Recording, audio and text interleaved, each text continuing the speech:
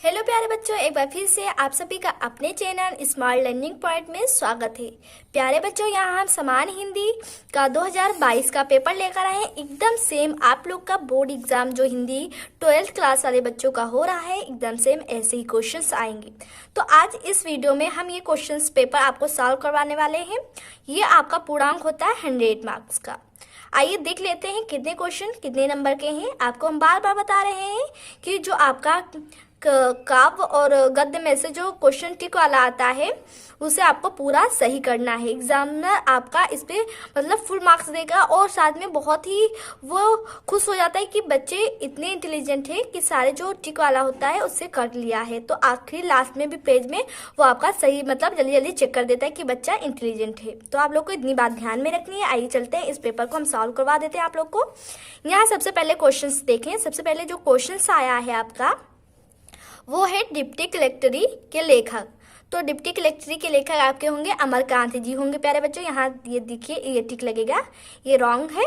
अब देखिए अमरकांत जी हो गए हैं। आइए नेक्स्ट क्वेश्चन देख लेते हैं कि आपका नेक्स्ट क्वेश्चन क्या है।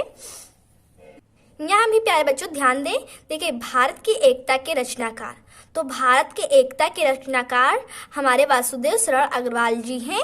और आप लोग जीवन परिचय पढ़े होंगे तो भारत की एकता पर वासुदेव शरण अग्रवाल को मतलब सम्मानित भी किया गया था। और इनकी जो रचना है वो भारत की एकता ही है। अब देखिए यहाँ इनकी जो नेक्स्ट क्वेश्चन है वो है निम्नलिखित में से हजारी प्रसाद द्विवेदी की रचना। तो यहाँ आपको हजारी प्रसाद द्विवेदी जी की रचना बतानी थी। तो यहाँ हम ये भी सब सारा सॉल्व कर दिए हैं। अब देखिए इनमें से जो रचना है वो कल्पलता और कल्पवृक्ष हजारी प्रसाद द्विवेदी के, ये वासुदेव शरण अग्रवाल जी भी लिख चुके हैं। तो इतना आपको ध्यान में रखना है कि दो लोगों ने लिखा है, एक हमारे वासुदेव शरण अग्रवाल जी हैं बट यहाँ हमारे हजारी प्रसाद द्विवेदी जी का पूछ रहा था तो आपका कल्पलता है यहाँ। और ये कल्पलता क्या है, निबंध है। अगर यहाँ देखा जाए प्रयोदय किसका है तो जैनेन्द्र कुमार जी का निबंध है। आइए नेक्स्ट देख लेते हैं। देखिए प्यारे बच्चों, नेक्स्ट क्वेश्चन आपका आ गया है यहाँ निम्नलिखित में से प्रोजी सुंदर रेड्डी की रचना। तो प्रोजी सुंदर रेड्डी मेरे विचार, इनकी रचना मेरे विचार प्रोजी सुंदर रेड्डी जी की है। और यहाँ अगर धरती के फूल को देखा जाए तो कन्हैयालाल मिस प्रभाकर की है। तो ये भी हम आपको बता दिए कि धरती के फूल किसकी है, कन्हैयालाल मिस प्रभाकर जी की है। अब नेक्स्ट क्वेश्चन यहाँ है आरोहण प्रमुख स्वामी जी के साथ मेरा आध्यात्मिक सफर। यह पुस्तक के लेखक कौन है, डॉक्टर एपीजे अब्दुल कलाम। ये क्वेश्चन बहुत इंपॉर्टेंट है प्यारे बच्चों, इसे ध्यान रखिएगा। ये देखिए 1 मार्क्स आप एक तुरंत पा जाएंगे जिससे आपका सही होगा। अब देखिए नेक्स्ट क्वेश्चन आपका, ये नेक्स्ट क्वेश्चन काव्य में से है, यहाँ से देख सकते हैं। इसमें कह रहा है निम्नलिखित में से अयोध्या सिंह उपाध्याय हरियोध द्वारा लिखित महाकाव्य या महाकाव्यात्मक रचना। वैदेही वनवास। अधिकिला फूल तो अयोध्या सिंह उपाध्याय का है, अधिकिला फूल अयोध्या सिंह, तो ये अयोध्या सिंह उपाध्याय हरियोध की है। अब ये क्या पूछ रहा है क्वेश्चन में, ये पूछा अयोध्या सिंह उपाध्याय हरियोध द्वारा लिखित महाकाव्य। तो महाकाव्य इनकी दो ही, एक वैदेही वनवास है और दूसरा प्रिय प्रवास है। तो दो ही इनकी महाकाव्य है, इसमें से एक मिल रहा है, इस पे आपको टिक लगाना है।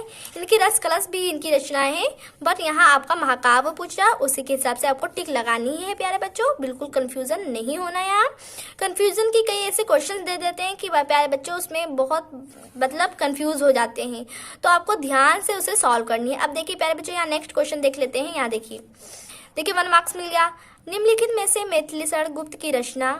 तो मैथिली शरण गुप्त की रचना अगर की बात कहे तो यहाँ इनकी रचना कौन सी है, सिद्धराज। सिद्धराज मैथिली शरण गुप्त की रचना है। कनन कुसुम किसकी रचना है, जयशंकर प्रसाद की। दीप शिखा महादेवी वर्मा की होगी। उत्तरा सुमित्रानंदन पंत। बचा कौन, सिद्धराज। तो मैथिली शरण गुप्त हो गया, टिक हो गया इस पे। अब देखिए अज्ञे जी को निम्नलिखित में से किस काव्य कृति पर ज्ञानपीठ पुरस्कार मिला था।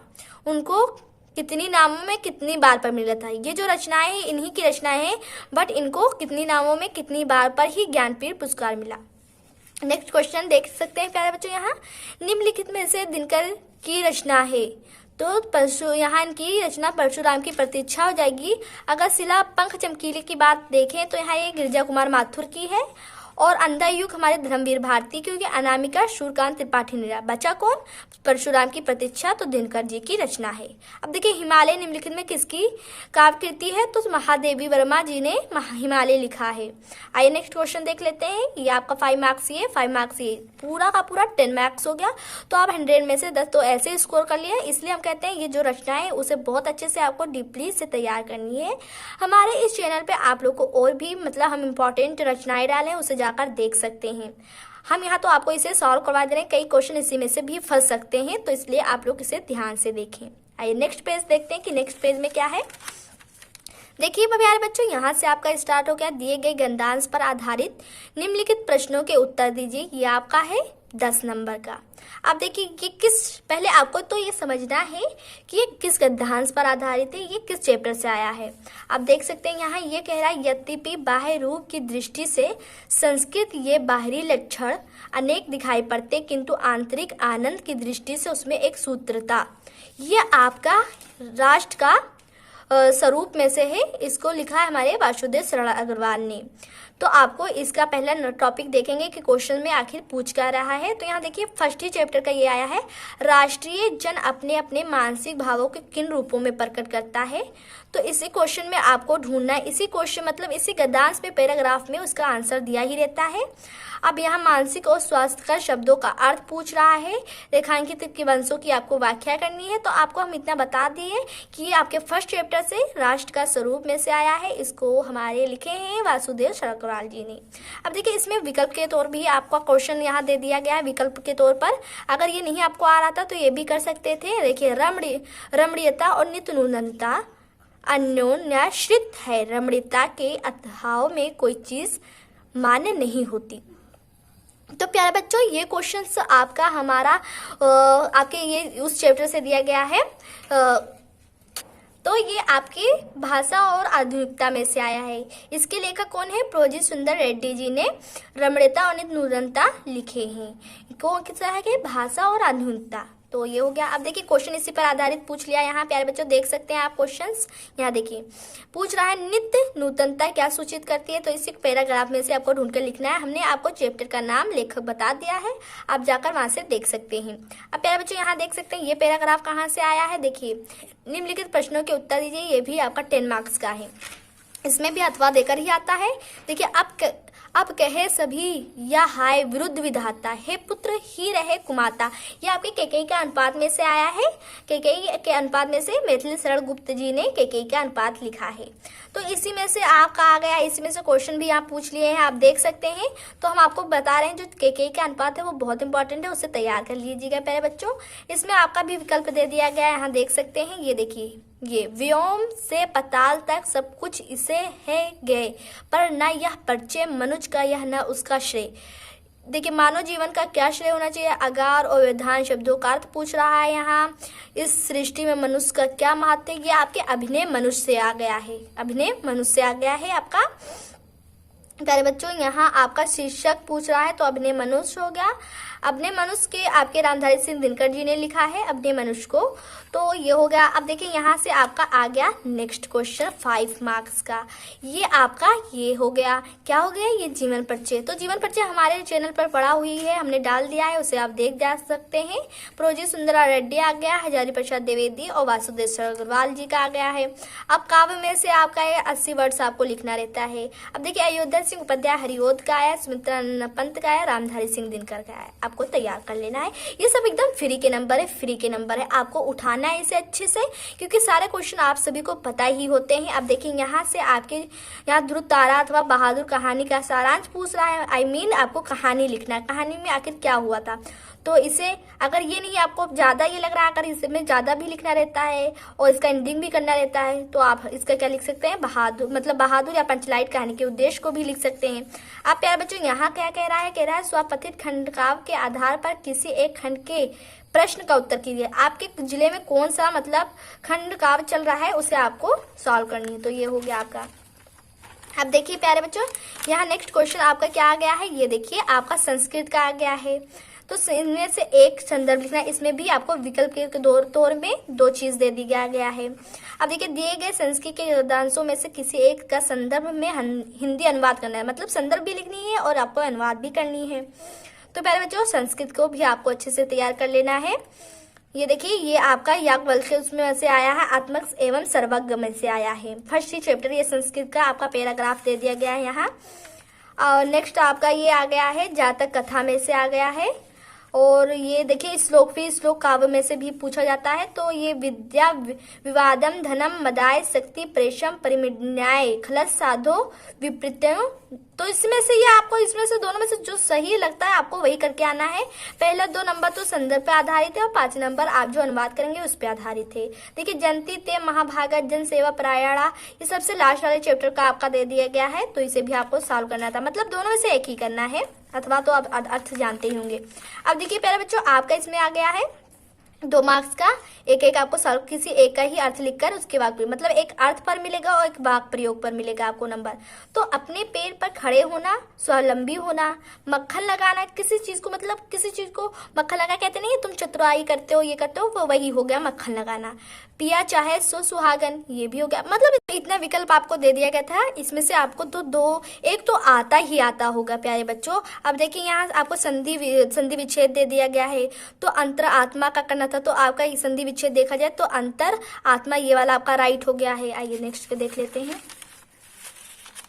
देखिए, नरेंद्र का संधि विच्छेद, तो नर धन इंद्र हो जाएगा। पवित्रम क्या हो जाएगा, पव धन इत्रम हो जाएगा। ये क्वेश्चन हो गया। अब नेक्स्ट क्वेश्चन देख लीजिए यहाँ। देखिए प्यारे बच्चों, देखिए आत्मना शब्द में विभक्ति और वचन पूछ रहा है। तो ये तृतीय विभक्त एक वचन हो जाएगा। नामनी शब्द का पूछ रहा है, तो नामनी का पंचमी विभक्त एक वचन, एकदम ये राइट है। अब देखिए नेक्स्ट क्वेश्चन यहाँ, अभय और उभय का पूछ रहा है, तो नीडर और दोनों हो जाएगा। अंश अंशु का पूछ रहा है, तो यहाँ भाग और किरण हो जाएगा। ये अंश अंशु कई टाइप से 3-4 मेरे के क्वेश्चन बनते हैं, उसमें एक पे बड़ा सा रहेगा, उसका अलग अर्थ होता है, तो इसे ध्यान में आपको रखना है। अब देखिए प्यारे बच्चों, इसमें से काल और चपला नाग आया है। इसमें से एक शब्द के 2 अर्थ लिखने थे। तो काल का आप लोग लिख सकते हैं, समय भी हो सकता है, मृत्यु भी हो सकता है, महाकाल भी हो सकते हैं। चपला का चंचला हो सकता है, दामिनी हो सकता है, तड़ित हो सकता है, ये हो सकता है। नाग का सर्प हो सकता है, हाथी हो सकता है। तो आपके एक शब्द के 2 अर्थ लिखने थे, इतने हो गए। इसे भी तैयार कर लेना, 2 मार्क्स ऐसे ही मिल जाएंगे आप लोग को। अब लास्ट में क्वेश्चन आपके आ गया है, क्या आ गया है, वाक्यांशों के लिए एक शब्द का चयन करें, तो जिसकी गणना ना की जा सके अगणित हो जाएगा। जंगल की अग्नि को दवाग्नि कहते हैं प्यारे बच्चों। नेक्स्ट यहाँ लास्ट क्वेश्चन आ गया। इसमें से आपको ये 2 वाक्यों को शुद्ध करके लिखना होता है, ये 2 मार्क्स का नंबर रहता है। तो यहाँ देखें, ध्यान दीजिएगा, आपको यह किताब 5 रुपए की है। तुलसी पक्के ईश्वर के भक्त थे, तो पक्के नहीं हो गए, यहाँ सच्चे ईश्वर के भक्त होंगे। इलाहाबाद जाने के अनेकों रास्ते, यहाँ अनेक रास्ते हो जाएंगे। तो ऐसे आपको लिखना है प्यारे बच्चों क्वेश्चंस। अब ये व्याकरण में तो आप लोग जानते होंगे, हमने व्याकरण का भी वीडियो डाल दिया है वहाँ, कि जितने भी आपको छंद अलंकार पढ़ने थे, हमने पूरा एक वीडियो सेपरेट वीडियो ही बनाकर डाल दिया है। उसमें जाकर 15-10 मिनट की ही वीडियो है, आप लोग उसे देख लीजिएगा एग्जाम देने से पहले, मतलब एक रात पहले। ये नहीं कि एग्जाम है और आप तुरंत देखते हो, ऐसा नहीं करना है आप लोग को। देखिए, वीर अथवा हास रस का आया है। तो वीर रस का आप लोग जानते हैं कि उत्साह है, और जब उत्साह नामक अनुभाव संचारी भाव से पुष्ट होता है तो वीर रस की उत्पत्ति होती है। अब ये भी वीर रस में उदाहरण लिख सकते हैं। चमक उठी सन 57 में, वह तलवार पुरानी थी, बुंदेलो हर बेलो के मुंह हमने सुनी कहानी थी, खूब लड़ी मर्दानी, वह तो झांसी वाली रानी थी। ये आपका वीर रस हो गया। अगर हास रस की बात करें तो हास रस का स्थायी भाव हास होता है। ये भी जब संचारी भाव अनुभव और इससे पुष्ट होती है तो हास रस की उत्पत्ति होती है। हास रस में लिख सकते हैं, देखा सबने चिड़िया खाना, सुना चीखना और चिल्लाना, धवल टोपिया फेंक रहे थे, मसलन गधों से रेक रहे थे, धोती कुर्ते में थे, हाथी सुअर उठे जिनके साथ, ये लिख सकते हैं इसमें। अब देखिए, दोहा अथवा चौपाई छंद का लक्षण और उदाहरण पूछ रहा है, तो इसे भी आपको तैयार कर लेना है दोहा में। अब देखिए, दोहा आपका रोला का उल्टा हो जाता है, तो इसका देखिए यहाँ चौपाई छंद ज्यादा बड़ा है, इसमें से दोहा और सोठा ये जो होता है इसे तैयार कर लेना है चौपाई। अब देखिए, किसी विद्यालय के प्रबंधन के नाम पे आपको क्या लिखनी थी, एप्लीकेशन, यहाँ आवेदन पत्र लिखना था। और फिर बैंक के शाखा, ये इस पर भी वीडियो डल चुका है, आप देख सकते हैं। अब देखिए, ये आपका आ गया है भाषा शैली में निबंध लिखकर आपको लिखना है, मतलब भ्रष्टाचार समस्या और समाधान लिखना है, वंश संपदा और उपयोगिता लिखना है, दहेज प्रथा पर आ गया था, अतीत और वर्तमान पर लिखना है, भारत में आतंकवाद के कारण और निवारण भी बताना है आपको, जनसंख्या नियंत्रण में परिवार नियोजन का महत्व। तो प्यारे बच्चे मतलब आपको ये वीडियो लगी है, आप लोग जरूर कमेंट्स करें और इस जितने भी हम रचनाएं बताए हैं उससे सॉल्व कर लें, क्योंकि रचनाएं आपको अच्छे से करके आनी है। इस वीडियो में तब तक के लिए इतना ही, नेक्स्ट वीडियो में फिर से मिलेंगे। Thank for watching this video.